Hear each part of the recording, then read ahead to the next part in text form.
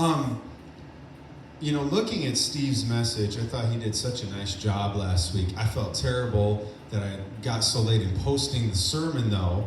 I told my wife, I was like, oh my goodness, I totally forgot to post Steve's sermon. I've done that with my own sermons before, where I get busy and then I just forget about some things. But he did such a nice job of just talking about how we are purposefully tending our own garden, meaning like our own spiritual growth. How are we maintaining that?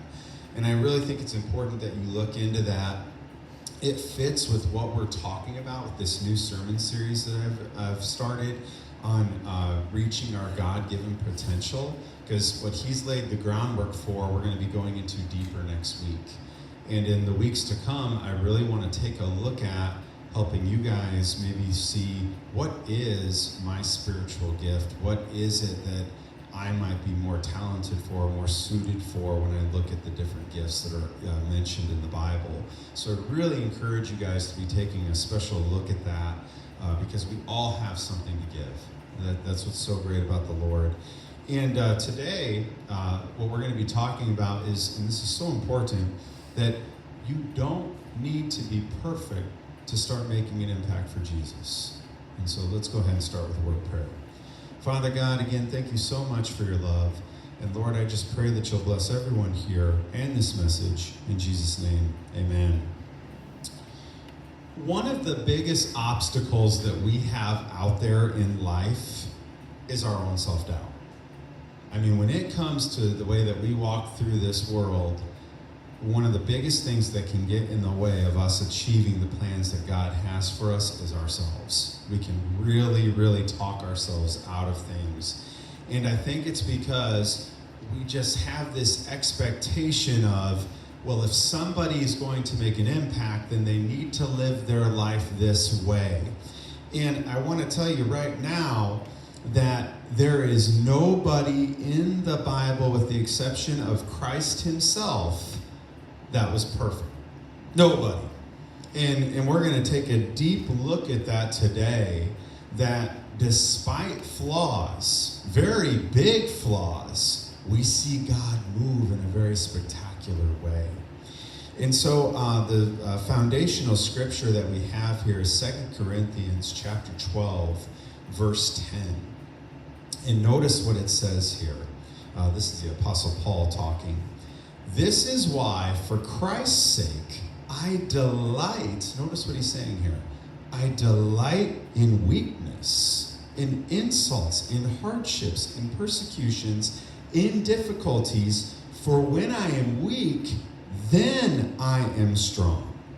And this is so important, that if we're going to reach our God-given potential that he has for us in life, that involves placing great trust in him more than ourselves. So many times we have all this trust we're trying to do by doing it our way, within our own strength and our own power, and that's not what God's asking us to do. He's wanting us to rely on him and see his goodness work through the things that we're intentionally trying to do. The story that we're going to be looking at today, it's found in Judges chapter 6, starting in verse 1. And the person that we're going to be looking at is Gideon. And as we're reading through the story, I really want you guys to be looking intently, what flaws do I see in this individual? And then I want you to notice what God does despite the flaws, which is very important. All right, let's go ahead and start. The Israelites did evil in the eyes of the Lord, and for 7 years he gave them into the hands of the Midianites. Because of the power of Midian was so oppressive, the Israelites prepared shelters for themselves in mountain clefts, caves, and strongholds. Whenever the Israelites planted their crops, the Midianites, the Amalekites, and other eastern peoples invaded the country. They camped on the land and ruined the crops all the way to Gaza, and did not spare a living thing for Israel, neither sheep nor cattle nor donkeys. They came up with their livestock in their tents like a swarms of locusts. It was impossible to count them or their camels. They invaded the land to ravage it. Midian so impoverished the Israelites that they cried out to the Lord for help. So they need someone to help. They need somebody to step up, right? And let's take a look at who God chooses. So now going to verse 11, Matthew. The angel of the Lord came and sat down under the oak in Ophrah that belonged to Joash the Abzarite, where his son Gideon was threshing wheat in a winepress to keep it from the Midianites. Then the angel of the Lord appeared to Gideon and he said, "The Lord is with you, mighty warrior." Now notice his first response. "Oh, pardon me, my Lord," Gideon replied, "but if the Lord is with us, why has all this happened to us? Where are all his wonders that our ancestors told us about when they said, 'Did not the Lord bring us up out of Egypt?' But now the Lord has abandoned us and given us into the hand of Midian." The Lord turned to him and said, "Go in strength you have and save Israel out of Midian's hand. Am I not sending you?" "Pardon me, Lord," Gideon replied, "but how can I save Israel? My clan is the weakest in Manasseh, and I am the least in my family." Big flaws right away, right? I mean, we can see this. Notice the first flaw. He's doubting everything that's being said about him, right? How many of you feel that way when you look at the Bible? You look at these promises, you look at these things that God says about you as his child, and you think, that's great for other people. That's not for me. No. It's 1,000% for you too. And we've got to have that mindset. But notice, he doesn't believe that God is with him either. And he doesn't believe he's capable to accomplish what God is asking him to do. How many of you this morning have thought the exact same thing? That you look at situations and you think to yourself, is God really with me in this? Can I really accomplish this? Is this really what I'm supposed to be doing? I mean, these are things that we do have to work through, okay? And trust me, I've been there. I mean, there's lots of times where I've thought to myself, oh, I'm not the guy for this. There's no way I should be the person that's doing this, especially when I first started coaching. In Goodland, my very first year, which was when Dom also started, they needed a coach. And I remember looking at it going, yeah, that's not me. There's no way this can be me. And I was watching and I thought, yeah, I'm not the guy. And then other people ended up stepping up coaching, which was good. Then the next year, Buddy ended up helping, which was wonderful. But they needed other coaches. And I kept thinking, oh, there's more qualified people out there. I mean, guys, when I was in high school, I was terrible. Really bad. And I just remember thinking, okay, I should not be the one doing the instructing. I'll carefully listen to people who know what they're doing. And then I'll just repeat that to my own children, which is what I did. But there was times I would be watching and I'd be sitting there kind of frustrated because I'd be noticing sometimes there weren't people that had their heart in it. Like they didn't seem very excited about being there with the kids. Or there'd be times where the coaching that would happen, I'd be hearing conflicting things. And then I'd go looking up, wait, which way is the right way? You know, and so it just became very hard, I think, at times. And then when I did step into the role, I enjoyed it. And the kids seemed to enjoy it. And I felt like they definitely benefited from it. And it started me down a coaching path that I had no clue that I was going to go down. But yet that's what God really wanted me to be a part of. And I didn't even know it at the time. Does that make sense? So you can easily talk yourself out of something. Now, let's look at what happens next here with Gideon going back to him. So now we're going to be in verse 16, Matthew. The Lord answered. Now, notice this is his third time. I will be with you, and you will strike down all the Midianites, leaving none alive. Gideon replied, if I have now found favor in your eyes, give me a sign that it's really you talking to me. Please do not go away until I come back and bring my offering and set it before you. And the Lord said, I'll wait until you return. Gideon went inside, prepared a young goat, and from the ephah of flour he made bread without yeast, putting the meat in a basket and its broth in a pot. He brought them out and offered them to him under the oak. The angel of God said to him, "Take the meat and the unleavened bread, place them on this rock, and pour out the broth." And Gideon did so. Then the angel of the Lord touched the meat and the unleavened bread with the tip of his staff that was in his hand. Fire flared from the rock, consuming the meat and the bread, and the angel of the Lord disappeared.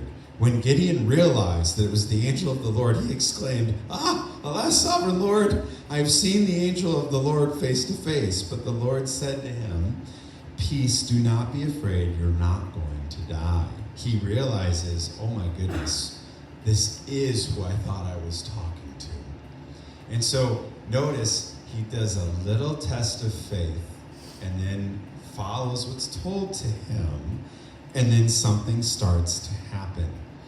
It's amazing how all it takes to get started is a small leap of faith. That's it, a small leap of faith sometime.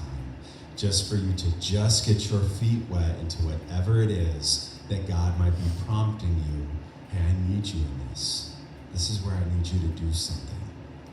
Now, notice what happens next, now going down to verse 25, Matthew. That same night the Lord said to him, "Take the second bull from your father's herd, the one 7 years old. Tear down your father's altar to Baal and cut down the Asherah pole beside it." When you look at the worship of these false gods, so many times we just assume it's like bowing down to these wooden or golden statues. It's the practice that is very alarming. Now, yes, it's alarming that they bowed to something that is clearly not alive. But let me tell you, the spirit of that stuff is alive and well. It really is. The devil's crafty and just finds new ways to masquerade it. If you look at the stuff that Baal was doing, the people who were worshiping him, you look at the Asherah poles that were being offered to, if you research the things that they were doing, you'll see people doing those same activities today. Isn't that interesting? And it's considered commonplace and fine. So trust me, that type of worship is alive and well. Then build a proper kind of altar to the Lord your God on top of this height, using the wood from the Asherah pole that you cut down. Offer the second bull as a burnt offering. So Gideon took 10 of his servants and did as the Lord told him. But because he was afraid of his family and the townspeople, he did it at night rather than in the daytime. He's a scaredy cat, right? I mean, it is. That's the truth here. So notice we have a doubter. We have a person who's very scared and intimidated, but yet that's exactly who God chose. He knew all that ahead of time, but that's who he wanted. Isn't that interesting? Again, there's so many times we can talk ourselves out of stuff, but this is why the Bible is so great. It's full of flawed people that we can identify with. This is why your daily reading is so important. It encourages you when you see these flawed people, and what you see is God's power moving through them. And then the big question is, why not you? That's got to be the mindset, honestly, with every single thing that we're trying to do. In the morning, when the people of the town got up, there was Baal's altar demolished, and the Asherah pole beside it cut down, and the second bull sacrificed on the newly built altar. And they asked each other, "Who did this?" When they carefully investigated, I like that, they're going around checking, okay, who cut this down? And they're making sure they find out who the person actually is. I can just imagine Gideon sweating bullets. You know what I mean? Like, he's sitting there getting red in the face, sweat coming down. Oh, man. They were told Gideon, son of Joash, did it. The people of the town demanded of Joash, "Bring out your son. He must die because he's broken down Baal's altar and cut down the Asherah pole beside it." But Joash replied to the hostile crowd around him, "Are you going to plead Baal's cause? Are you trying to save him? Whoever fights for him shall be put to death by morning. If Baal really is a god, let him defend himself when someone breaks down his altar." Notice that this small step of faith that Gideon takes inspires his father to then also start to take steps. When you're willing to take a step, it inspires other people to also take steps. And we have to acknowledge that responsibility as a believer, that when we are not willing to try new things, when we're willing not to step out in faith, we might be holding somebody else back as well that God meant for them to see our example. Super, super important. We've got to make sure we're ready to choose and do things the right way. Now, let's go to Judges 36 now, Matthew, in this same chapter. Okay? Because Gideon, despite everything God's been doing, is still doubting. And again, so many times I think when we see all these, so-called people that we assume are the best Christian examples, we just assume that there might not be doubts that they also had. But yet, look at Gideon here. What does he say? Gideon said to God, "If you will save Israel by my hand as you have promised, look, I will place a wool fleece on the threshing floor. If there is dew only on the fleece and all the ground is dry, then I will know that you will save Israel by my hand as you have said." And then that is what happened. Gideon rose early the next day. He squeezed the fleece and wrung out the dew, a bowl full of water. Now notice verse 39. Then Gideon said to God, "Do not be angry with me." Oh, this is so us, I think, with God sometimes. So I appreciate that you answered that. I need more confirmation. Let me just make one more request. Allow me one more test with the fleece, but this time make the fleece dry and let the ground be covered with dew. That night God did so, only the fleece was dry and all the ground was covered with dew. Isn't it amazing how patient God is with us? He is. He's so, so patient because he wants to see us reach our potential. He does. He wants that for each and every person in this room. He wants to see you fulfill great and wonderful plans, but he's waiting for you to take those steps that he's been prompting in your heart. And again, we can make all kinds of excuses why we're not willing to try and step out in faith. We can talk ourselves out of it, just like I said. But again, once we start to take small steps, it's amazing what starts to happen. And then I think it's also important for us to realize that we have this assumption that because we're flawed, then we won't have his blessing. Again, this is why I'm so thankful for that song, Jessica, Cling to the Cross. Every day we're going to fail. We're going to have something happen that is going to do something that will lead to sin. Again, for people who think they can go a day without sinning, great. I'm so happy for you. You feel you can do that. I know I cannot do that. I'm a flawed individual saved by the mercy of God.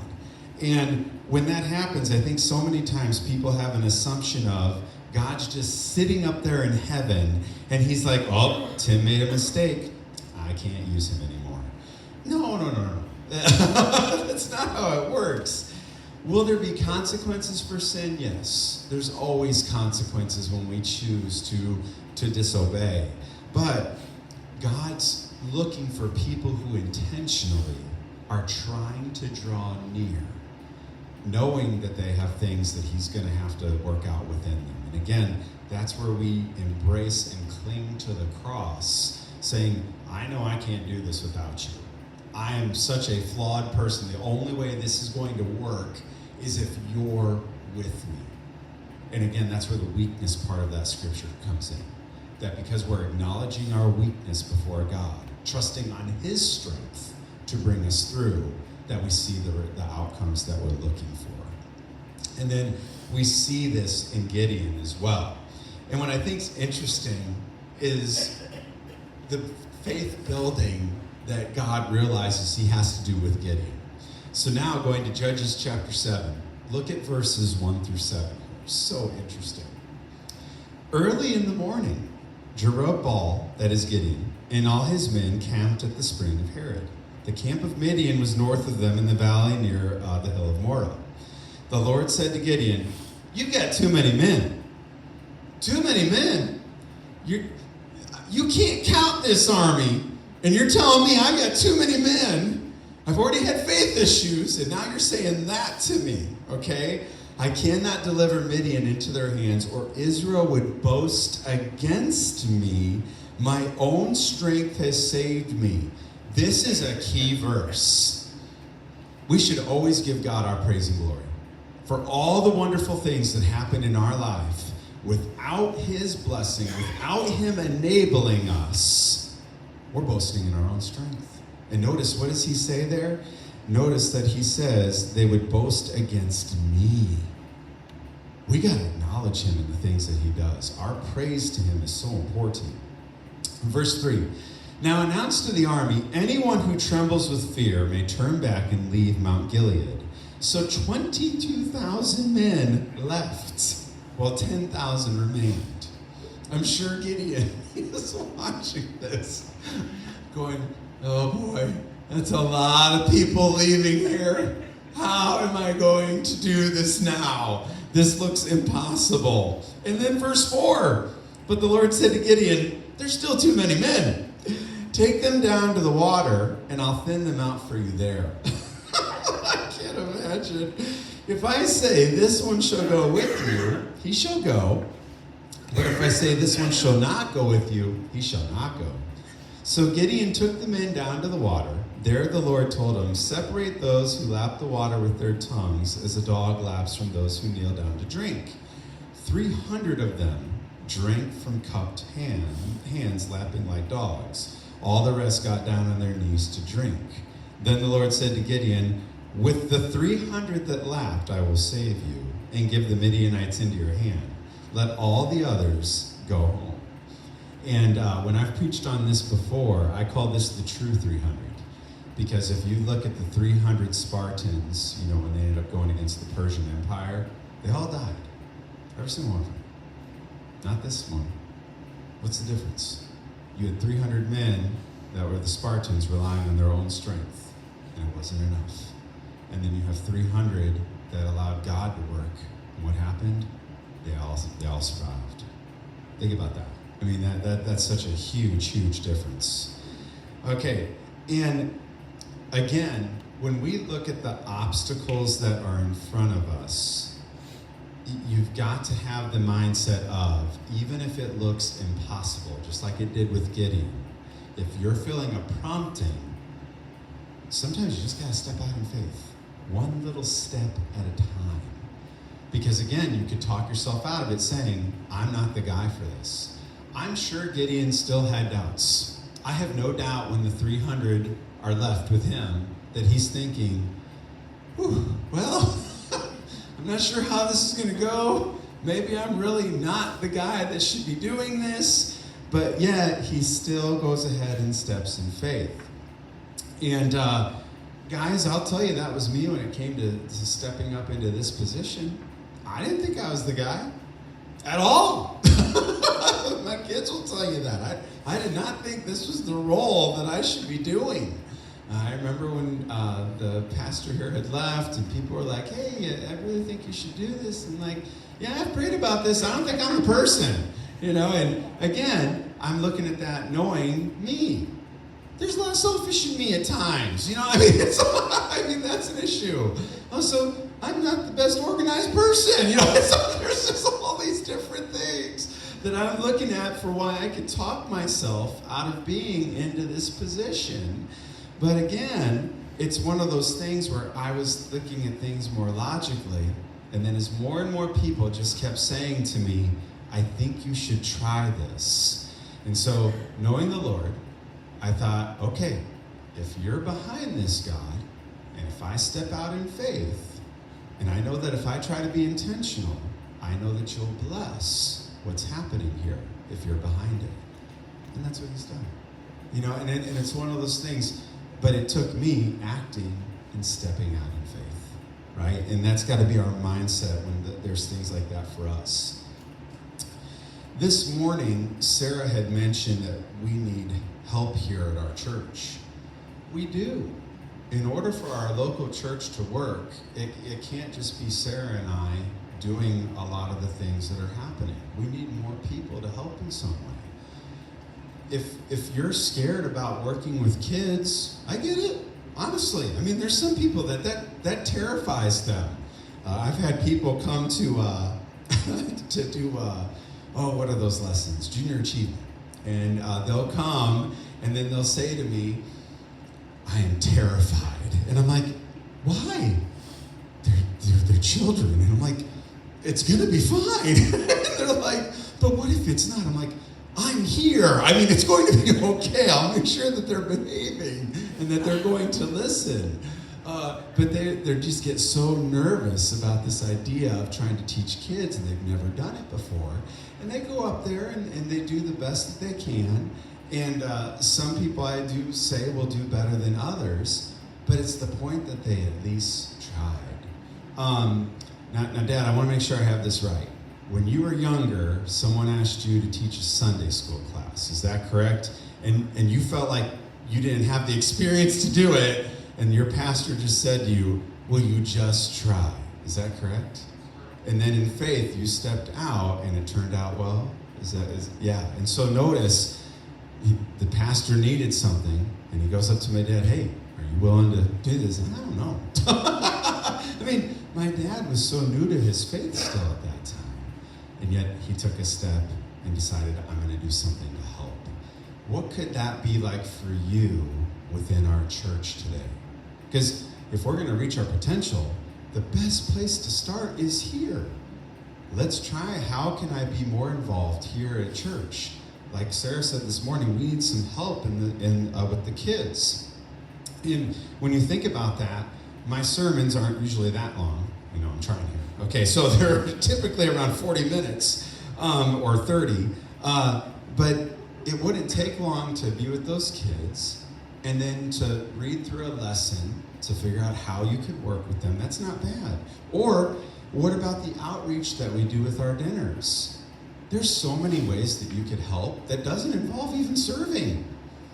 I mean, just showing up is a big deal. Seriously. Amanda does a really good job of going around and noticing people who don't have someone to sit with. And she'll go and talk with them. I mean, that's good. That's the kind of stuff that we need in those meetings. Jerry, if he sees the trash is building up, what does he do? He goes and changes it. When you're not there, Jerry, we miss that, I'm telling you. There was one time we had a conflict and we didn't have that. And Sarah's like, "Tim, the trash is full again." I'm like, "Oh yeah," so I'm rushing and trying to get stuff done. Any way that you can help does make a difference. How can you get plugged in so that you can do that, right? It does make a difference. And then think about your local community. What is the Lord impressing upon you that you could be more intentional about? Because if you'll say to him, "Okay, God, I don't feel that maybe I'm the best person for this, but yet this need has come up. People have asked, can someone fill this need? I feel a tug on my heart. I'm going to trust in you." Based on what I see in your word, you do this with people all the time, that you help them. I'm asking you to help me. And it's amazing what he'll do. And speaking of amazing, let's finish with Gideon. We'll be closing here shortly. Judges 7:9 now. During that night, the Lord said to Gideon, "Get up and go down against the camp, because I'm going to give it into your hands. If you're afraid to attack," he knew he was afraid, "go down to the camp with your servant Purah." Purah, what a name. I love it. Okay, and listen to what they're saying. "Afterwards, you'll be encouraged to attack the camp." So he and Purah, his servant, went down to the outposts of the camp. The Midianites, the Amalekites, and all the other eastern people had settled in the valley, thick as locusts. Their camels could not be counted than the sand on the seashore. Gideon arrived just as a man was telling a friend his dream. Notice that, just as he arrives.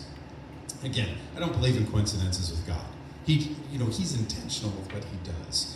"I had a dream," he was saying. "A round loaf of barley bread came tumbling into the Midianite camp, and it struck the tent with such force that the tent overturned and collapsed." His friend responded, "This could be nothing other than the sword of Gideon, son of Joash, the Israelite. God has given the Midianites and the whole camp into his hands." And what I love about this is now Purah is being motivated. Isn't that great? You know what I mean? Again, one person steps out And the ripple effect is here. If you just impact 2 people, those 2 people will then go on, I firmly believe, to impact other people. All of that goes back to the glory of God. That's great to see things spread in that way. Now, what ends up happening is when Gideon hears this, he worships, he glorifies the Lord, he gets the 300 people assembled, and they have torches. They surround where these people are, and then they blow their horns, they smash these pots, and they shout. And notice what God ends up doing. So going down to verse 22, Matthew. When the 300 trumpets sounded, the Lord caused the men throughout the camp to turn on each other with their swords. The army fled. And so notice, and I'm not sure how to pronounce some of these words, and I don't want to mess it up because it could be really bad. Okay, so...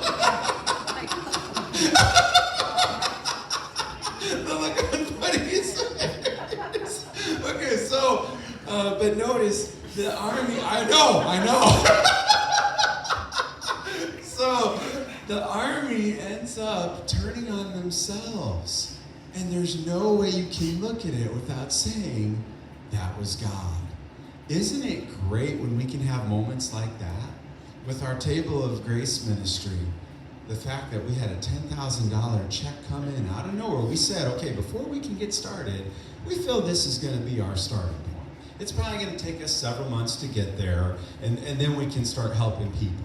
And then, well, we'd like to give you the full amount that you need to get started.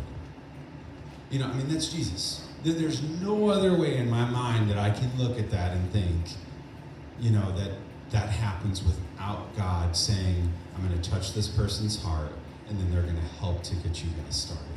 That's the Lord, right? And there's so many other situations like that. Tim Tebow, if you can pull up the first slide I have of him, I'm a big fan.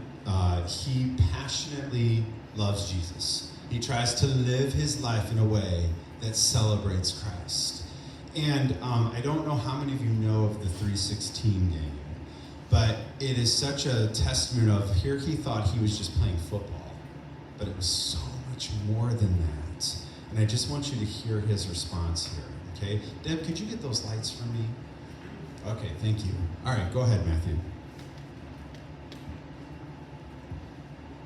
He said, Timmy just got the numbers back from the game, and he said during the game, 94 million people Googled John 3:16. Exactly 3 years later, to the date I wore, I was playing for the Denver Broncos, and we were playing the Pittsburgh Steelers in the NFL playoffs. We win in overtime. I still think it's the fastest overtime in NFL history. Right before I walk in this big room packed full of media, there's all these curtains out front, and I'm standing in front, and Patrick, our PR guy, said, Timmy, do you realize what happened? Yeah, we just beat the Steelers. We're going to play the Patriots. He's like, yeah, I know what happened, dude. And he goes, no, do you know what happened? I thought I did. He said, Timmy, it's exactly 3 years from the night that you wore John 3:16 under your eyes. I'm like, that's awesome. And he said, no, you don't realize it. During the game, your yards per rush were 3.16. Your yards per completion were 31.6. The ratings for the night were 31.6. And the time of possession was 31.6. And during the night, over 90 million people have Googled John 3:16. It's the #1 trending thing all over. I don't think I had the reaction that a lot of people think I did, because I went from a high and a celebration and a joy to a conviction and a disappointment. Why? Because when he was telling me that, I knew that God was convicting me, saying, Timmy, you thought tonight was about a game. You thought it was about all of these things. It's never just about a game. I didn't die for a game. And I didn't even want to walk into the media, and I go in there and I'm answering questions, and a few of them to the side, they're like, oh, that's a big coincidence. Coincidence? And I said, well, we could believe it's a really big coincidence, or we could believe that we serve a really big God. That's right. I love that. We absolutely serve a really, really big God. It's so true. He's so big, so great. And when you think about that, what are the odds of that, right? The only way something like that happens is if God is behind it. And notice he didn't want to go and talk. God was working with him on some things, but he goes in anyways and does that press conference and then has that impact. And I'm telling you, this morning, that is my big question to all of you. what potential is there for you this morning that you've been maybe putting to the side, or maybe you haven't even really been praying about it? Maybe it's something that you could start praying, God, what can I do next? How can I impact you next? How can I allow your power to move in such a way that I can have an impact for you? And notice with Tim Tebow, yes, it's millions. But please know that millions and one, that's all God's looking for. He's looking for you to make an impact, because that one that you make an impact for is just as important as that 94 million to him in his eyes. He's just looking for someone who's willing to step out in faith, who's willing to say, yes, God, use me. Will you do that this morning? Let's close. Father God, again, thank you so much for your love. And Lord,